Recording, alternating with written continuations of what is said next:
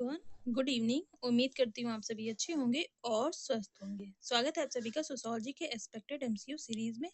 अगर आप चैनल पर नए हैं तो चैनल को सब्सक्राइब करना मत भूलिएगा।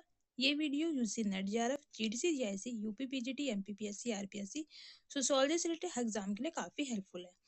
तो अगर आप व्हाट्सएप ग्रुप में ज्वाइन होना चाहते हैं तो कमेंट बॉक्स में आपको इसका लिंक मिल जाएगा। टेलीग्राम का भी लिंक मिल जाएगा, उसमें आपको कोई भी स्टडी से रिलेटेड क्वेरी होगी तो आप पूछ सकते हैं। फालतू के मैसेज के लिए मत प्लीज ज्वाइन होइएगा। सिर्फ आपको कोई क्वेरी होगी या पीडीएफ आपको चाहिए होगा तो आप उसमें ज्वाइन हो जाइएगा। चलिए शुरू करते हैं आज की क्लास। देखते हैं आज का हमारा पहला प्रश्न क्या है। संरचनावाद के अनुसार अर्थ किसके माध्यम से उत्पन्न होता है? Structuralism assume meaning is produce through. Option A है इंडिविजुअल इंटेंशन, व्यक्तिगत अभिप्राय से। ऑप्शन बी है हिस्टोरिकल इवेंट्स, ऐतिहासिक घटनाओं से। ऑप्शन सी है अंडरलाइंग स्ट्रक्चर ऑफ रिलेशंस, अंतर्निहित संबंधात्मक संरचनाओं से। और ऑप्शन डी है रैंडम इंटरप्रिटेशन, आकस्मिक व्याख्या से। तो बताइए कौन सा आंसर सही होगा। साथ में मुझे ये भी बताइएगा कि संरचनावाद के जनक किसे कहा जाता है? Father of structuralism. तो इसका जो सही आंसर है वो है option C, underlying structure of relation, अंतर्निहित संबंधात्मक संरचनाएं। ऑप्शन सी इसका राइट आंसर है। संरचनावाद के जनक किसको कहते हैं? हम कहते हैं फर्डिनेंड सोसरे को। नेक्स्ट क्वेश्चन देखिए। Ferdinand de Saussure's concept of langue refers to. Ferdinand Saussure की लैंग्यू की अवधारणा किसको दर्शाती है? Option A individual speech act को, व्यक्तिगत वाक क्रियाओं को। ऑप्शन बी है system of language shared by society, समाज द्वारा साझा भाषा प्रणाली को। ऑप्शन सी है रिटन टेक्स्ट ओनली, केवल लिखित पाठ को। और ऑप्शन ए है साइकोलॉजिकल इंटेंशन, मनोवैज्ञानिक अभिप्राय को। तो बताइए कौन सी सही है, कौन सा ऑप्शन इसमें से सही होगा। तो ये दर्शाती है system of language shared by society, समाज द्वारा साझा किए गए भाषा प्रणाली को दर्शाती है। ऑप्शन बी इसका राइट आंसर है। नेक्स्ट क्वेश्चन देखिए। Claude Levi Strauss applied structuralism primarily to. Claude Levi Strauss ने संरचनावाद को मुख्यतः किस क्षेत्र में लागू किया है? ऑप्शन ए है इकोनॉमिक्स के क्षेत्र में, अर्थशास्त्र के क्षेत्र में। ऑप्शन बी है पॉलिटिकल थ्योरी, राजनीतिक सिद्धांत के क्षेत्र में। ऑप्शन सी है किनशिप एंड मिथ एनालिसिस, रिश्तेदारी व मिथक विश्लेषण में। और ऑप्शन डी है स्ट्रक्चरल स्ट्रेटिफिकेशन, सामाजिक स्त्रीकरण में। तो बताइए कौन सा ऑप्शन सही होगा। तो इसका जो सही आंसर वो है option C, kinship and myth analysis, रिश्तेदारी और मिथक विश्लेषण में। ऑप्शन सी इसका राइट आंसर है। मिथक की बात किसके द्वारा की गई है? ये की गई है लेवी स्ट्रॉस के द्वारा।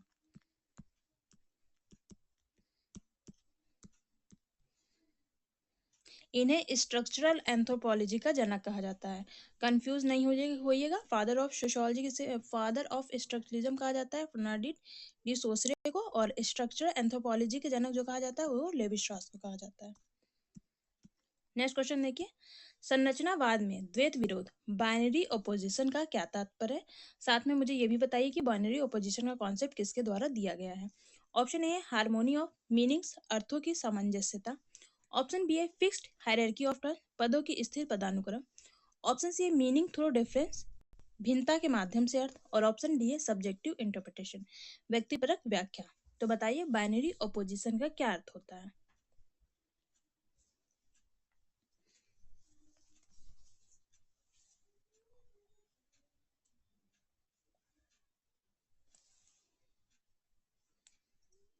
तो इसका जो सही आंसर वो है भिन्नता के माध्यम से अर्थ, मीनिंग थ्रू डिफरेंस।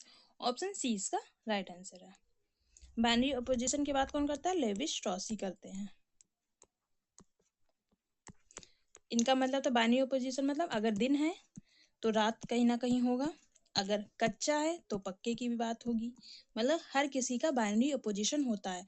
ऐसा नहीं है कि केवल हम दिन की बात करेंगे। अगर हम दिन की बात कर रहे हैं तो कहीं ना कहीं रात की भी बात कर रहे हैं। नेक्स्ट क्वेश्चन देखिए।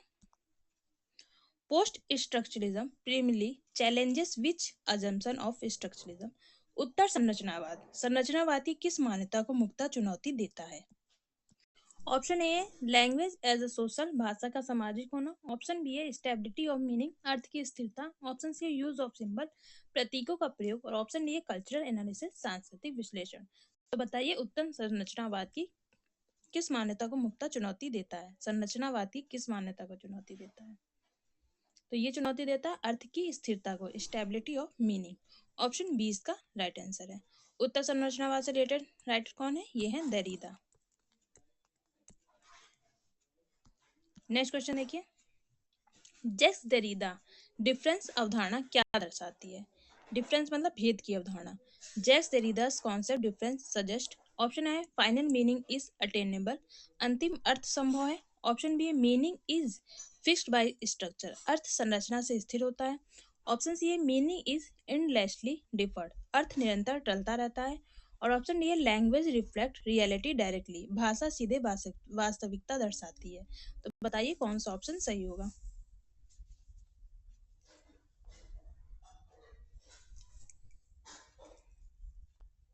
तो इसका जो सही आंसर है वो है ऑप्शन मीनिंग इज इंडलेसली डिफर्ड, मतलब अर्थ निरंतर बदलता रहता है, चेंज होता रहता है। तो ऑप्शन सी इसका राइट आंसर होगा। नेक्स्ट क्वेश्चन देखिए, Michael Foucault's post structural approach focuses on. Michel Foucault का उत्तर संरचनात्मक दृष्टिकोण किस पर केंद्रित है? Option A universal human nature पर, सार्वभौमिक मानव स्वभाव पर। ऑप्शन बी है पावर नॉलेज रिलेशनशिप पर, सत्ता ज्ञान संबंध पर। ऑप्शन सी है इकोनॉमिक डिटर्मिनिज्म पर, आर्थिक नियतिवाद पर। और ऑप्शन डी क्लास स्ट्रगल वर्ग संघर्ष पर। तो बताइए कौन सा ऑप्शन सही होगा? तो इसका जो सही आंसर वो है ऑप्शन बी, सत्ता ज्ञान संबंध पे। ऑप्शन बी इसका राइट आंसर है। नेक्स्ट क्वेश्चन देखिए, उत्तर संरचनावाद के अनुसार विषय सब्जेक्ट को कैसे देखा जाता है? Post structuralism view the subject as. Option A है ऑटोनोमस एंड रेशनल, स्वायत्त एवं तर्कसंगत। ऑप्शन बी है यूनिफाइड एंड स्टेबल, एकीकृत व स्थिर। ऑप्शन सी है डिसेंटर्ड और कंस्ट्रक्टर, विकेंद्रित व निर्मित। और ऑप्शन डी है नेचुरली गिवन, प्राकृतिक रूप से प्रदत्त। तो बताइए सब्जेक्ट को कैसे देखा जाता है अंतर संरचनावाद में? तो इसे देखा जाता है डिसेंटर्ड और कंस्ट्रक्टर रूप में, विकेंद्रीकृत व निर्मित। ऑप्शन सी इसका राइट आंसर है। नेक्स्ट क्वेश्चन देखिए, निम्न में से कौन सा कथन उत्तर संरचनावाद को संरचनावाद से सर्वश्रेष्ठ अलग करता है? Which statement best discuss post structuralism from structuralism? Option A है रिजेक्शन ऑफ लैंग्वेज एनालिसिस, भाषा विश्लेषण का त्याग। ऑप्शन बी है इम्फेसिस ऑन फिक्स्ड स्ट्रक्चर, स्थिर संरचनाओं पर जोर। ऑप्शन सी है डिनाइल ऑफ ऑब्जेक्टिव मीनिंग, वस्तुनिष्ठ अर्थ का निषेध। और ऑप्शन डी है focus on social institution only, केवल संस्थानों पर ध्यान। तो बताइए क्या इन दोनों को अलग करता है?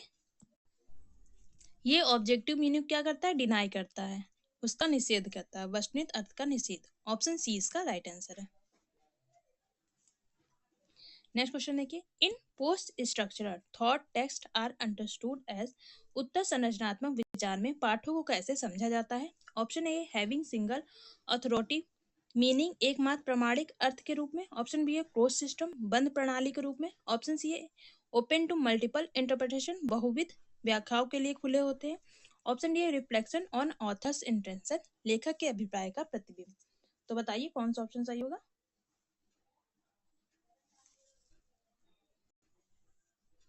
तो इसका भी जो सही आंसर वो है ऑप्शन सी, बहुविध व्याख्याओं के लिए खुले, open to multiple interpretation. Option C इसका राइट आंसर है। नेक्स्ट क्वेश्चन देखिए, according to classical Marxism the primary determinant of social structure is. शास्त्रीय मार्क्सवाद के अनुसार सामाजिक संरचना का प्रमुख निर्धारक क्या है? ऑप्शन ए पॉलिटिकल आइडियोलॉजी, राजनीतिक विचारधाराएं। Option B mode of production, उत्पादन का ढंग है। ऑप्शन सी है कल्चरल वैल्यू, सांस्कृतिक मूल्य। और ऑप्शन डी है लीगल सिस्टम, विधि व्यवस्था है। तो बताइए सामाजिक संरचना का प्रमुख निर्धारक इनमें से कौन सा है? तो ये है मोड ऑफ प्रोडक्शन, उत्पादन का ढंग। ऑप्शन बी इसका राइट आंसर होगा। मोड ऑफ प्रोडक्शन की बात किसके द्वारा की गई है? ये की गई है कार्ल मार्क्स के द्वारा।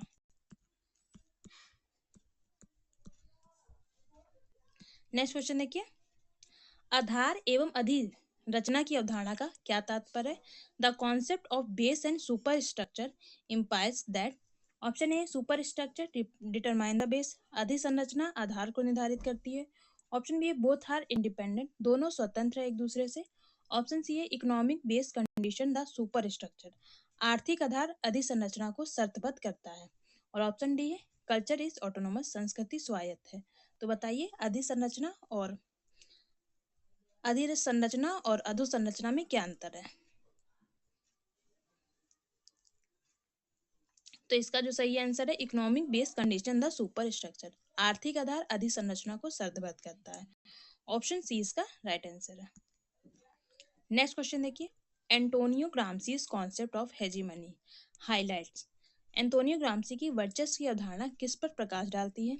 Option A use of force alone, केवल बल प्रयोग पर। Option B economic exploitation only, केवल आर्थिक शोषण पर। Option C consent through ideology and culture, विचारधारा व संस्कृति द्वारा सहमति। और ऑप्शन डी लीगल डोमिनेशन, विधिक प्रभुत्व पर।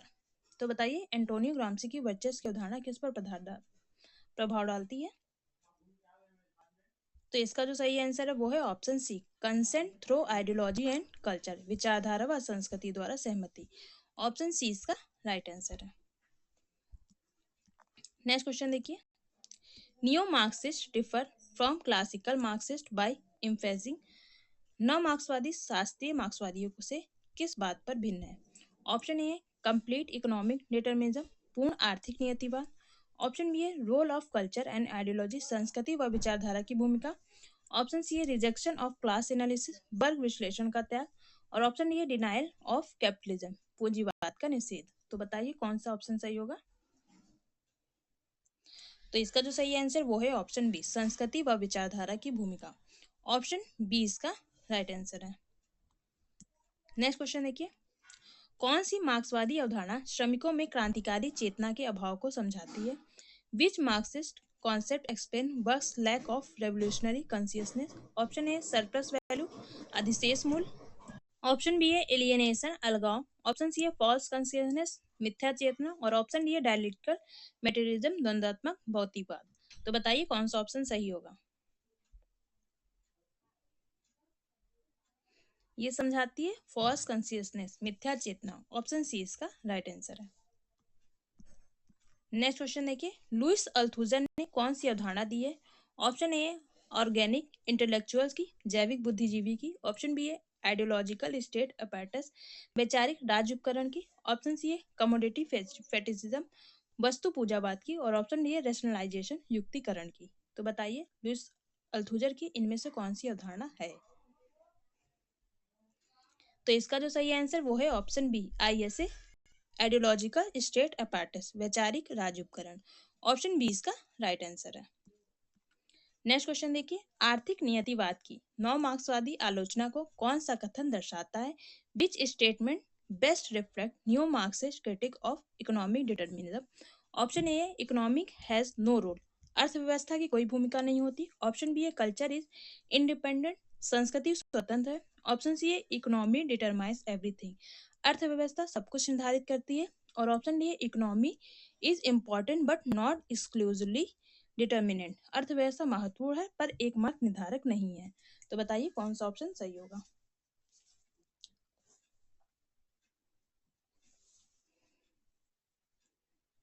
तो इसका जो सही आंसर वो है ऑप्शन डी, अर्थव्यवस्था महत्वपूर्ण है पर सिर्फ यही एक निर्धारक है ऐसा नहीं कहा जा सकता। Economic is important but not exclusively determinant. Option D इसका राइट आंसर है। नेक्स्ट क्वेश्चन देखिए, फ्रैंकफर्ट स्कूल किससे संबंध है? ऑप्शन ए है स्ट्रक्चरल फंक्शनलिज्म से, संरचनात्मक प्रकारवाद से संबंधित है। ऑप्शन बी है क्रिटिकल थ्योरी से, आलोचनात्मक सिद्धांत से। ऑप्शन सी है सिंबॉलिक इंटरेक्शनिज्म से, प्रतीकात्मक अंतःक्रियावाद से। और ऑप्शन डी है प्रत्यक्षवाद से, पॉजिटिविज्म से। तो बताइए फ्रैंकफर्ट स्कूल किससे संबंधित है? तो इसका जो सही आंसर है वो है ऑप्शन बी क्रिटिकल सिद्धांत से। ऑप्शन बी इसका राइट आंसर है। अगर बात करें तो इस थ्योरी से रिलेटेड कौन कौन से सिद्धांत है? हेबरमास है, होरखाइमर है, मार्क्यूज है, एडर्नो है। और संरचनात्मक प्रकारवाद से रिलेटेड है पार्सन्स हो गए आपके, रेडक्लिफ ब्राउन हो गए। प्रतीकात्मक अंतःक्रियावाद से रिलेटेड राइटर्स कौन से हैं? G.H. मीड हो गए, हर्बर्ट ब्लूमर और प्रत्यक्षवाद से इमाइल दुर्खिम हो गए और आपके ऑगस्ट कॉम्ट। नेक्स्ट क्वेश्चन देखिए, संस्कृति उद्योग और जनभ्रम का विश्लेषण किस मार्क्सवादी ने किया? Which new Marxist thinker analysed culture industry and mass deception? Option B है ऑप्शन ए है हर्बर्ट मार्क्यूस, ऑप्शन बी है मैक्स होर्खहाइमर, ऑप्शन सी है थियोडोर ओडोर्नो और ऑप्शन डी है निकोस पोलांजा। तो बताइए कौन सा आंसर सही होगा?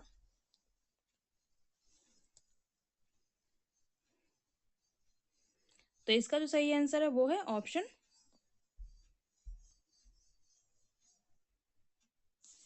इसमें दो आंसर सही हो गए, मार्क्स होर्खहाइमर और थियोडोर एडोर्नो, ये दोनों ही क्या करते हैं? कल्चर ऑफ इंडस्ट्री से रिलेटेड है, जनभ्रम का विश्लेषण पर आधारित है। ऑप्शन बी और सी दोनों इसका राइट होगा इस क्वेश्चन का आंसर। नेक्स्ट क्वेश्चन है और आज की वीडियो का ये लास्ट क्वेश्चन है, नौ मार्क्सवाद राज्य को मुक्ता कैसे देखता है? New Marxism view state primarily. Option A neutral arbiter के रूप में, तटस्थ मध्यस्थ के रूप में, ऑप्शन बी है instrument of ruling class only, केवल शासक वर्ग के उपकरण के रूप में, ऑप्शन सी है relatively autonomous but class biased के रूप में, सापेक्षता स्वायत्त पर वर्ग पक्षपाती के रूप में, और ऑप्शन डी है रिप्रेजेंटेटिव ऑफ ऑल क्लासेस, सभी वर्गों के प्रतिनिधि के रूप में। तो बताइए नौ मार्क्सवादी राज्य को कैसे देखते हैं? तो इसका जो सही आंसर वो है ऑप्शन सी, रिलेटिवली ऑटोनोमस बस क्लास बाय सापेक्षता स्वायत्त पर वर्ग पक्षपाती के रूप में। ऑप्शन सी इसका राइट आंसर होगा। उम्मीद करती हूँ क्वेश्चन आपको अच्छे लगे होंगे। फिर भी किसी क्वेश्चन में कोई डाउट होगा आप कमेंट बॉक्स में मुझसे पूछ सकते हैं। कल मिलते हैं इसी टाइम पर। Bye bye, good night.